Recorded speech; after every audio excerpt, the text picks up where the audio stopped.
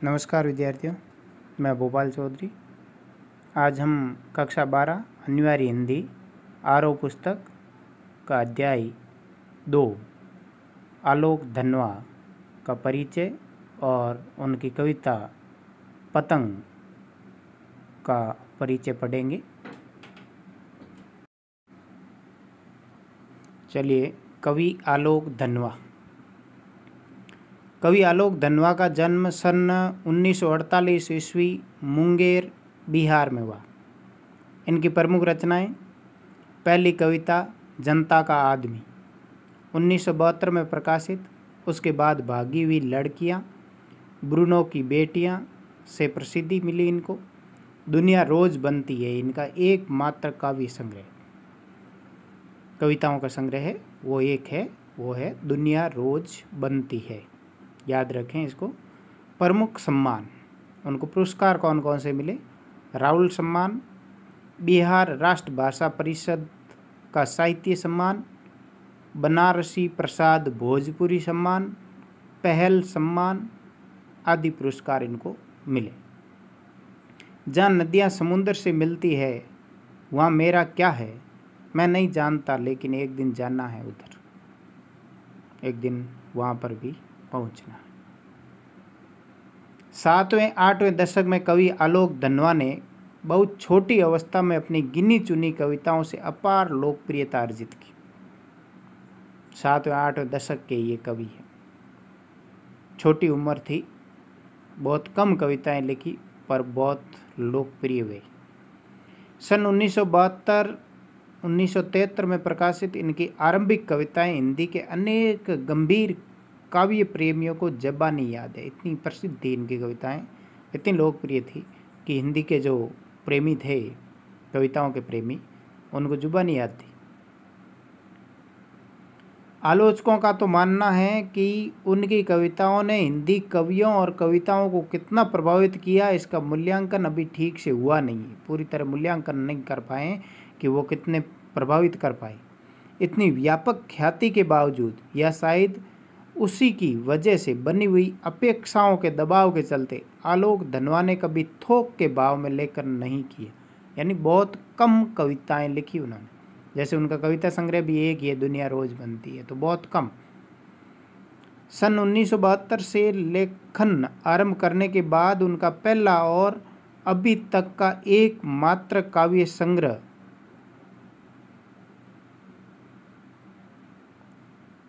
1972 से लेखन प्रारंभ करने के बाद उनका पहला और अभी तक का एकमात्र काव्य संग्रह सन 1998 में प्रकाशित हुआ। एकमात्र काव्य संग्रह यानी दुनिया रोज बनती है, ये 1998 में प्रकाशित हुआ। काव्य संग्रह के अलावा वे पिछले 2 दशकों से देश के विभिन्न हिस्सों में सांस्कृतिक एवं सामाजिक कार्यकर्ता के रूप में सक्रिय रहे। सांस्कृतिक और सामाजिक कार्यकर्ता भी है कवि के साथ साथ ही।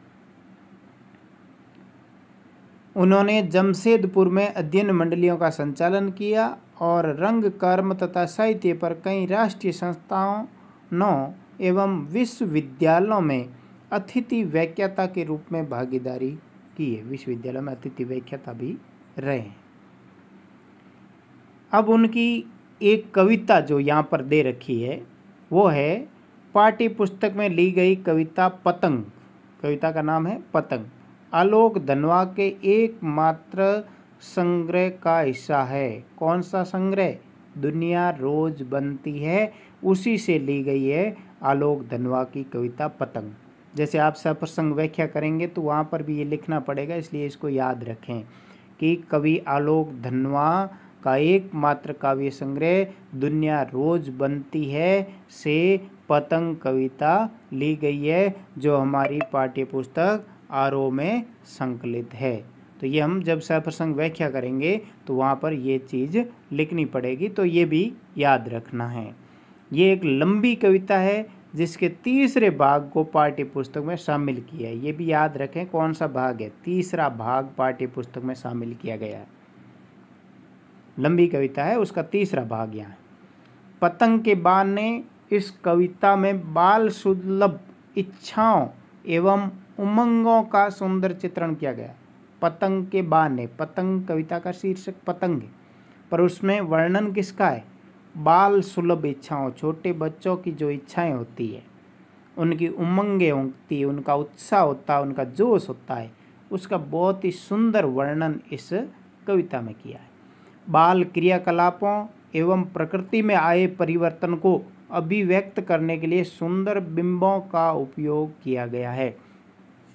बाल क्रियाकलापों यानी छोटे बच्चे किस तरह से खेलते कूदते हैं, कौन सी क्रियाएं करते हैं, प्रकृति में कौन कौन से परिवर्तन होते हैं, उनकी जो अभिव्यक्ति दी गई है, उनका जो वर्णन किया गया है, वो सुंदर बिंबों को काम में लिया गया। बिंब यानी ध्वनि चित्र, यानी इस तरह के शब्द काम में लेना जिससे हमारे सामने एक चित्र उपस्थित हो जाए।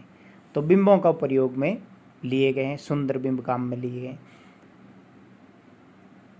पतंग बच्चों की उमंगों का रंग बिरंगा सपना है। जिस तरह से विभिन्न प्रकार की पतंगें होती है, अलग अलग रंग की पतंगें होती है, उसी तरह से बच्चों के सपने भी अलग अलग प्रकार के होते हैं, भिन्न भिन्न प्रकार के होते हैं। बच्चों के सपनों की कोई सीमा नहीं होती है। आसमान में उड़ती हुई पतंग ऊंचाइयों की वे हदें हैं, बाल मन जिन्हें छूना चाहता है। जिस तरह से पतंग बहुत ऊंचाई तक उड़ती है, उसी तरह से बच्चों का जो मन है वो भी उन पतंगों की तरह उड़ता रहता है, ऊंचाइयों को छूने का मन करता है बच्चों का भी। बच्चे भी हमेशा उत्साहित रहते हैं।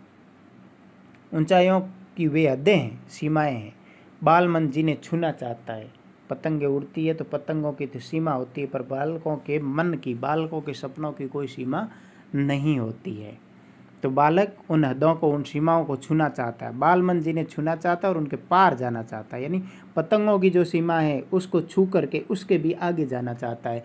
तो पतंगों की निर्धारित सीमा हो गई कि वो ऊंचाई पर कितनी उड़ेगी, पर बालकों का मन है वो उन पतंगों से की सीमाओं से भी आगे का है। यानी बच्चों के मन का, बच्चों के सपनों का कोई सीमा नहीं होती है, वो हमेशा अच्छा सोचते हैं, उच्च विचार रखते हैं। कविता धीरे धीरे बिंबों की एक ऐसी दुनिया में ले जाती है जहाँ शरद ऋतु का चमकीला इशारा है, शरद ऋतु का वर्णन किया गया है। अब शरद ऋतु कौन सी? शरद ऋतु जिसमें न ज़्यादा गर्मी हो न ज़्यादा ठंड हो, बीच का जो समय होता है वो शरद ऋतु में इस तरह का वातावरण रहता है।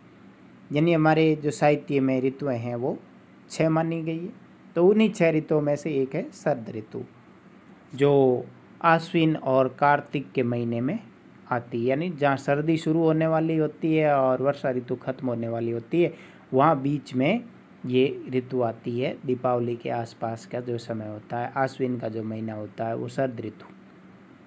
तो शरद ऋतु में वातावरण बड़ा एकदम सुंदर होता है, प्रकृति बड़ी खूबसूरत होती है, और न ज़्यादा गर्मी न ज़्यादा ठंड, बीच का वातावरण। तो उस समय पतंग उड़ाने का आनंद भी आता है, उस समय कोई भी कार्य करने का आनंद भी आता है, मन आनंदित रहता है। तो शरद ऋतु का वर्णन भी वहाँ पर है, जहाँ तितलियों की रंगीन दुनिया है। तितलियों की रंगीन दुनिया, जिस तरह से तितलियाँ रंगीन होती है उसी तरह बच्चों के सपने भी रंगीन होते हैं। तितलियाँ जिस तरह से नाजुक होती है उसी तरह से बच्चों का मन भी नाजुक होता है, उनका हृदय कोमल होता है, उनकी भावनाएं कोमल होती है। दिशाओं के मृदंग बजते हैं, मृदंग एक वाद्य यंत्र का नाम है।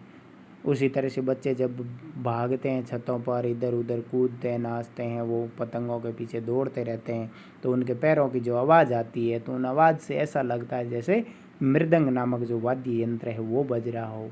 यानी बड़ा ही सुंदर वर्णन कवि ने इस कविता में किया है। जहाँ छतों के खतरनाक कोनों से गिरने का भय, बच्चे पतंग उड़ाते उड़ाते खतरनाक किनारों पर पहुँच जाते हैं। छत के किनारे पर खड़े होकर के पतंग उड़ाते, क्योंकि उस समय वो इतने उत्साहित होते हैं कि उनका पूरा ध्यान पतंग पर होता है।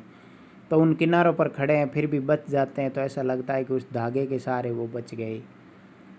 खतरनाक कोने का से गिरने का भय है, तो दूसरी ओर भय पर विजय पाते बच्चे दूसरी तरफ उस डर पर विजय प्राप्त कर लेते हैं। जो गिर गिर कर संभलते हैं वो पृथ्वी का हर कोना खुद ब खुद उनके पास आ जाता है। जो बच्चे गिर जाते हैं और फिर बाद में संभल जाते हैं तो उनका उत्साह और भी बढ़ जाता है। तो उनको ऐसा लगता है कि जैसे पृथ्वी खुद उनके पास आ रही है। वो इतना तेज़ भागना शुरू कर देते हैं, इतना जोश के साथ कार्य करना शुरू कर देते हैं, क्योंकि एक बार ऊंचाई से गिर गया और उनको चोट नहीं आई तो उसका उत्साह और बढ़ गया, यानी डर खत्म हो गया उसका। कोई भी कार्य हम करते हैं तो वो काम करने से एक बार अगर काम कर लेते हैं, अनुभव हो जाता है, तो फिर वो डर खत्म हो जाता है। एक बार भय रहता है कि कैसे होगा कैसे होगा कैसे होगा। उसी तरह से बच्चा अगर गिर गया, और छोटे बच्चे हैं वो गिरते हैं तो उनको चोट भी कम आती, क्योंकि उनकी हड्डियाँ कोमल होती है, उनका शरीर कोमल होता है। बड़ा आदमी गिरेगा तो पता नहीं कितनी जगह से टूटेगा, पर बच्चे गिरते हैं तो चोट नहीं लगती। हम देखते हैं कई बार छोटे बच्चे गिर जाते हैं तो उनको चोट नहीं आती, उनकी हड्डियाँ नहीं टूटती है, क्योंकि उस समय उनकी हड्डियाँ कोमल होती है, इतनी कठोर नहीं होती जितनी वयस्क व्यक्ति में हो जाती है। तो वो एक बार गिर जाते हैं तो उनका उत्साह और बढ़ जाता है, जोश और बढ़ जाता है, काम करने की क्षमता और बढ़ जाती है। वो हर बार नई नई पतंगों को सबसे ऊंचा उड़ाने का हौसला लिए, नई नई पतंगे उड़ाने का हौसला लेकर के आते हैं। उनका जोश बढ़ता है तो नई पतंगे नए सपने लेकर के सामने आते हैं और सपनों की उड़ान बड़े हौसले के साथ भरते हैं, उन सपनों को साकार करने का प्रयास करते हैं। यानी एक बार कोई बच्चा काम करना शुरू कर देता, वो काम सफल हो जाता है तो उसका उत्साह बढ़ जाता है, यानी सकारात्मक फीडबैक मिलता है तो काम करने का जोश दोगुना हो जाता है। बच्चे के मन को ठेस नहीं पहुंचनी चाहिए, उसके मन को उत्साहित करते रहना चाहिए, हौसला लिए। फिर भादो, भादो यानी अंधेरा, अंधेरे के बाद के शरद यानी उजाले की प्रतीक्षा कर रहा होता है। जैसे ही अंधेरा होता है तो बच्चा बड़ा उत्साहित रहता है कि सवेरा कब होगा, और जैसे ही सवेरा होता है वो अपना कार्य करने के लिए उत्साहित रहता है, उस काम के प्रति जोश के साथ कार्य करना चाहता है। तो नई पतंगों के साथ, नए जोश के साथ, अंधेरे के बाद नए सवेरे के इंतज़ार में वो नया काम करना शुरू कर देता है कि प्रतीक्षा कर रहा है। क्या आप भी उनके साथ, आप भी बच्चे हो तो आप भी उन्हीं के साथ हो? क्या आप में भी उतना उत्साह है? क्या आप में भी वो जोश है? क्या आप भी नए सवेरे का इंतज़ार कर रहे हैं? क्या आप भी अपने सपनों को साकार करने का इंतज़ार करते हैं? तो इसका उत्तर हाँ ही होना चाहिए। हमेशा सोच सकारात्मक रखनी चाहिए, और कोई भी काम है वो उत्साह के साथ करना चाहिए, जोश के साथ करना चाहिए, आनंद से करना चाहिए, रोते रोते नहीं करना चाहिए। ये कैसे होगा, इतना कोई होता है क्या, नहीं, ये तो अभी कर देते हैं। यानी हमेशा सोच सकारात्मक होती है तो आधा काम तो पहले ही पूरा हो जाता है, और जोश होता है, उत्साह होता है तो आधा काम तो पहले ही ख़त्म हो जाता है, बाकी का काम मेहनत करके कर लेते हैं। तो ये नहीं कि आप मेहनत भी करो तो आनंद के साथ करो, रोते रोते कोई काम नहीं करना चाहिए। अब है कविता पतंग। सबसे तेज बौछार रह गई, भादो गया सवेरा हुआ। सबसे तेज बौछार रह गई, यहाँ पर भादो का मतलब अंधेरा भी है, भादो का मतलब भाद्रपद का महीना भी, यमक अलंकार भी यहाँ पर है। सबसे तेज बौछार रह गई यानी सबसे तेज बौछारों वाला महीना यानी भाद्रपद का महीना खत्म हुआ, सवेरा हुआ यानी शरद ऋतु का आगमन हुआ। क्योंकि शरद ऋतु बस अपने आश्विन के महीने से शुरू होता है, भाद्रपद के बाद आश्विन आता है।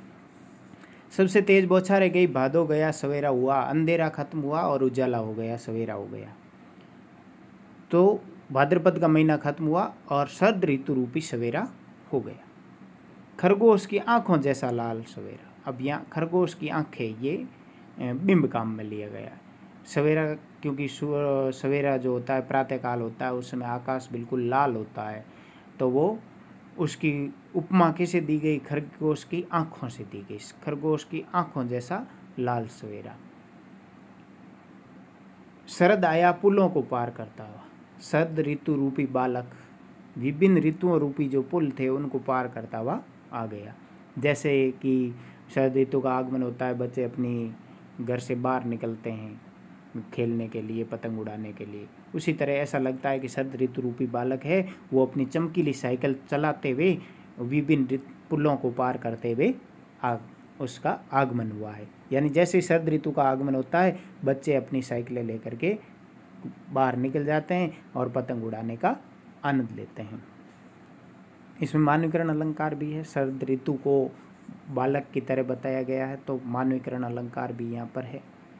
और खरगोश की आंखों जैसा लाल सवेरा, तो सवेरे की उपमा खरगोश की आंखों से दी गई है, तो यहाँ व्यतिरेक अलंकार भी है, यानी कि उपमा का उल्टा। क्योंकि श्रेष्ठ वस्तु की तुलना सामान्य से की जाती है, तो सवेरा है और खरगोश की आंखों से तुलना की गई है तो व्यतिरेक अलंकार होगा। सर्द आया पुलों को पार करते हुए, सर्द ऋतु रूपी बालक, तो यहाँ रूपक अलंकार भी है और मानवीकरण अलंकार भी है। अपनी चमकीली साइकिल तेज चलाते हुए, बच्चे हैं वो चमकीली साइकिल लेकर के बाहर निकल जाते हैं और बड़े उत्साह के साथ खेलते हैं। घंटी बजाते हुए जोर जोर से चमकीले इशारों से बुलाते हुए पतंग उड़ाने वाले बच्चों के झुंड को। तो शरद ऋतु का आगमन होता है, बच्चे अपनी साइकिलें लेकर के बाहर निकलते हैं और अपने साथियों को घंटी बजा करके बुलाते हैं। चमकीले इशारे यानी विभिन्न तरह तरह के इशारे करके वो अपने साथियों को, पतंग उड़ाने वाले बच्चों के झुंड को बुलाते हैं, अपने साथ लेकर के चलते हैं। जोर जोर से यहाँ पर पुनरुक्ति प्रकाश अलंकार भी है। बच्चों के झुंड को चमकीले इशारों से बुलाते हुए, तरह तरह के इशारे करके बुलाते हैं और आकाश को इतना मुलायम बनाते हुए कि पतंग ऊपर उठ सके। आकाश को मुलायम बना देते हैं जैसे कि पतंग और भी ज़्यादा ऊपर उठ सकते हैं। यहाँ पर मुलायम से मतलब आकाश उस समय बिल्कुल साफ़ सुथरा होता है कि उससे पहले वर्षा ऋतु खत्म होती है तो बिल्कुल साफ और स्वच्छ वातावरण होता है। तभी तो जो आश्विन का महीना होता है उसमें चांदनी रात भी ज़्यादा होती है, उस समय चंद्रमा भी पृथ्वी के सर्वाधिक नज़दीक होता है। आश्विन के महीने में ही शरद पूर्णिमा होती है जिसमें सर्वाधिक नज़दीक होता है चंद्रमा पृथ्वी के, और वो साल की सबसे चांदनी रात होती है। उस समय चंद्रमा की 16 कलाएँ हैं वो पृथ्वी पर पहुंचती है। तो इस तरह से आकाश को मुलायम बनाने से मतलब है आकाश बिल्कुल साफ और स्वच्छ होता है, वातावरण बिल्कुल साफ होता है और बच्चों का मन भी बड़ा मुलायम होता है। तो मन से भी इसकी तुलना कर सकते हैं। पतंग ऊपर उठ सके, दुनिया की सबसे हल्की और रंगीन चीज़ उड़ सके। पतंग दुनिया की सबसे हल्की और रंगीन, क्योंकि बांस की खपचियों से बनी होती है, पतला कागज़ लगा होता है, तो वो दुनिया की सबसे हल्की और रंगीन चीज़ उड़ सके। दुनिया का सबसे पतला कागज़ उड़ सके, बांस की सबसे पतली कमानी उड़ सके, कि शुरू हो सके सीटियों, किलकारियों और तितलियों की सी नाजुक दुनिया। और जब बच्चे बाहर निकलते अपने झुंड के साथ, सबको साथ लेकर के, और फिर बाद में शुरू होती है सीटियाँ, किलकारियाँ और तितलियों की सी नाजुक दुनिया। यानी जिस तरह से रंग बिरंगी तितलियाँ होती है उसी तरह से चारों ओर रंग बिरंगी पतंगे उड़ती रहती है। नाजुक दुनिया, क्योंकि बच्चों का मन भी नाजुक होता है, तितलियाँ भी नाजुक होती है, पतंग भी नाजुक होती है। तो पतंग की तुलना करना, तितलियों से तुलना करना, यानी मेन है वो है बच्चे के मन से तुलना करना। बच्चे का जो मन होता है, बच्चे की जो भावनाएं होती है वो भी बड़ी नाजुक होती है। तो नाजुक भावनाओं के साथ, नाजुक मन के साथ वो वहाँ पर अपना खेल शुरू करते हैं। जन्म से ही वो अपने साथ लाते हैं कपास। छोटे बच्चे जन्म से अपने साथ कपास लेकर के आते हैं। कपास से मतलब है उनका मन, उनका शरीर है वो बड़ा ही कोमल होता है। जैसे कपास होता है, रुई होते हैं, उसको कपास के अंदर जो दाना भी होता है उसको नीचे गिराते हैं तो उसके चारों ओर रुई होती है, तो उस दाने को कोई चोट नहीं लगती। उसी तरह से छोटे बच्चों का जो शरीर होता है वो बड़ा ही कोमल होता है, जैसे वो अगर गिर भी जाए तो उनको चोट नहीं लगती। पृथ्वी घूमती हुई आती है उनके बेचैन पैरों के पास, जब वे दौड़ते हैं बेसुध। जब वो बेसुध होकर के, उनको कुछ भी ध्यान नहीं रहता। जब बच्चा खेल में मग्न हो जाता है तो उसको कुछ भी ध्यान नहीं, बेसुध हो जाता है, उसको कोई शुद्ध बुद्धि यानी कोई चिंता नहीं रहती है या कोई चोट नहीं लगती है तो भी उसको एहसास नहीं होता है।